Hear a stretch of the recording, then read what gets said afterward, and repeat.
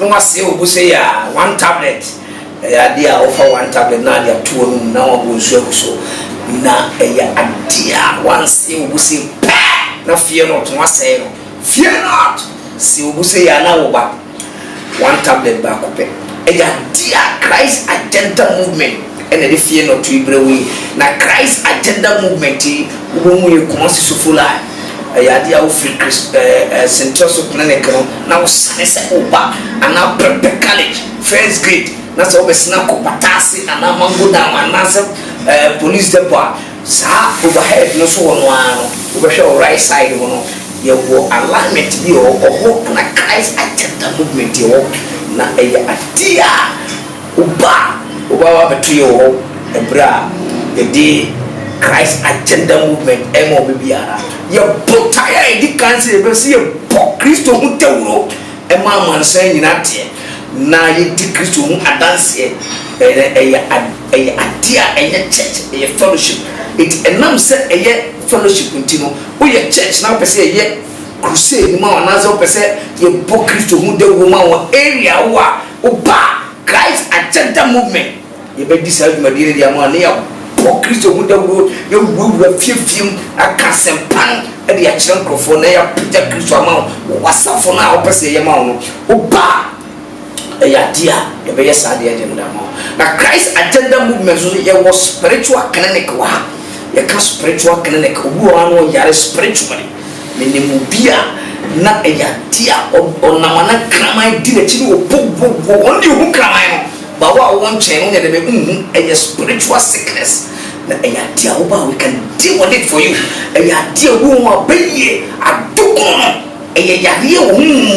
na obi bia o ye beye fo nim se o ya dia na se o fun beye no a na ya dia o mo passion the physical yare ato so ti di bebe o yare e beye ne yare ato so eno no hu ma do bi enye yi oba we can deal with it you bebe ki sure say you will feel beye no na ya sign and make sure say o yare ya kasa no ide be free wako ena e biem so no e adia oba e betimi aba say physically no o yare bra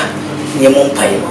na yen krapas ma sedie magazine for krapas e she kas no sa na oba Christ agenda movement ye krapas the mom ebiana uyemu wa say ebiana wa koma ho atochima ebiana wo kidney problem bra na yen kradi mfama na ya dia owurade e de mom because we are ambassador for Christ ebiana kuna mfamu yare ebiana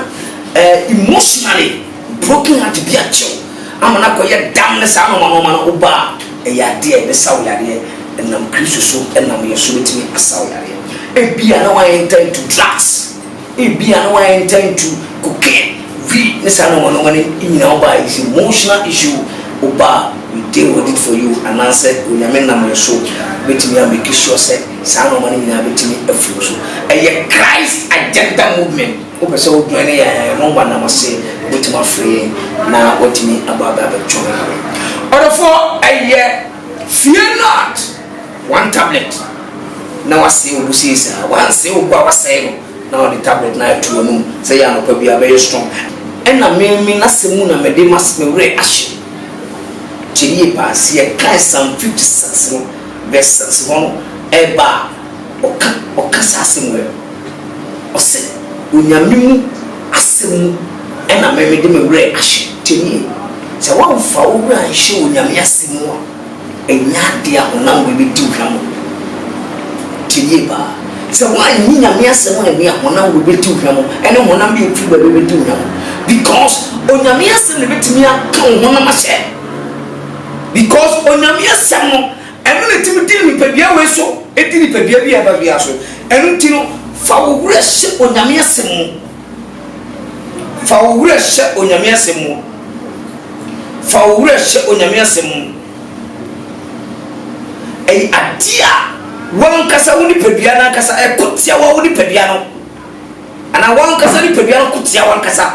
eti onyame asem kuto woni timi kachiro se move forward kwa bi we shonza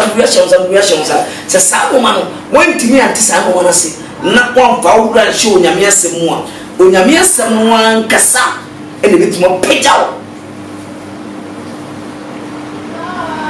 Someone for over and show Nyame asem mu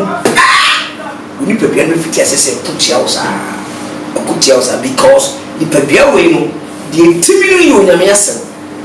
Onyame asem be na me ne wo ka e Kristo na me ne wo ka no asem. He is the word and the Jesus Christo aka kire no so why be super ni pebia no be kutia o si do watamfo pebia no be ka to say time watamfo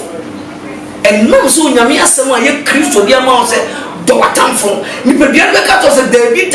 yemfa obi nton ensan ko je de be enko shira ne busiefo ntuna ni pebia na kasa kuku ana ni pebia na kasa prepare wadwene no pebia nyansa ye shira obi biara wota na Onyame asem a ye Kristo aka che o say bon paye ma watamfo ni shira o eti don't forget say we ni pebia ya dia kutia wakasa ba Onyame asem be tuma jiwo free Onyame asem a Yesu Kristo ka kire say do needness and our pamfo no mutina do pebia be ka to say David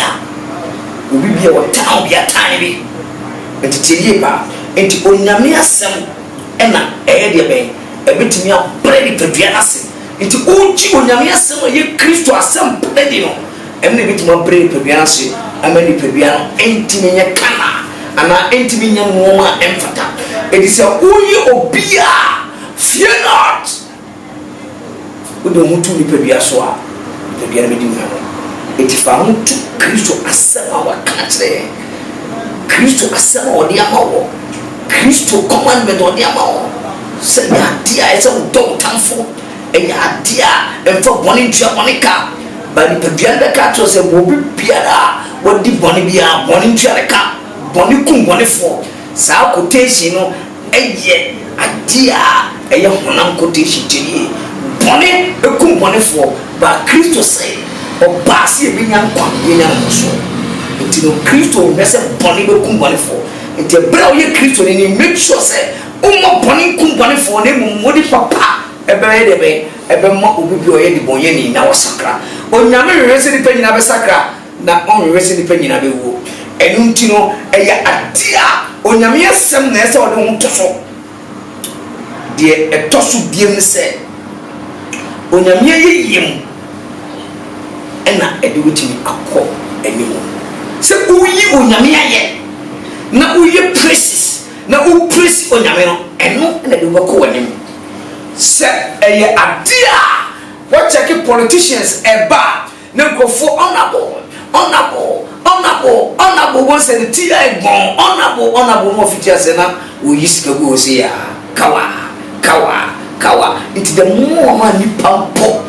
ye praise ni pan na ni trimu ye mre ye praise ni pan na ayemye ba ye praise ni pan na ya de awagojo na wago na ya de ni trimu ayi de tibi ye kwa no de ma wa onye de be onye ho sana Onyame ayeye mo se oyire o se uye urade aya e fear not na o ye de be unemu kosa enu tinu ya dia obeye urade aya na di wako wanim ka da obi biara umpa ye a obeye urade aya no e ya dia obegina me bia ogina no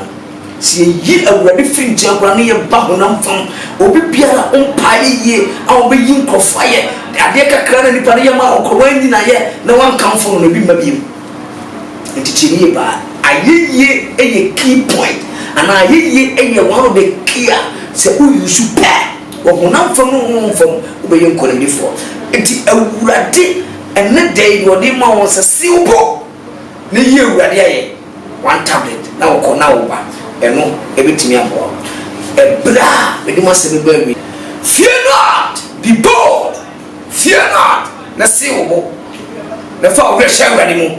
na silbo Onyame asem fa moto so na silbo na eya adia uyi awurade aye sitas ni mo pai etapa me pompa ye di ma o ma awurade wo Yesu Kristo ni mo se awurade obi biara wo hwe sambre a wo tie awurade pompa ye se awurade man wura hye mo pompa ye so Onyame tumfo wan kasa peja de pakro no obi bia o da ma ni mo hwe me awurade ni yiri firi mo Yesu ni mo be pompa ye se awurade wa yare sam to be biara or him so e wo Kristo name na be pop paese wo nyame tumfo wan kasa fo pasa kase no e so bi biara wo him e wo Yesu Kristo na me bom paese wo biara wo re o yare stroke sabria wo him ya e wo re peta wo Yesu Kristo name we peta wo Yesu Kristo name pop paese wo mo de tonso e wo Yesu Kristo name na me bom paese amen. Yo jam frama, one never to me.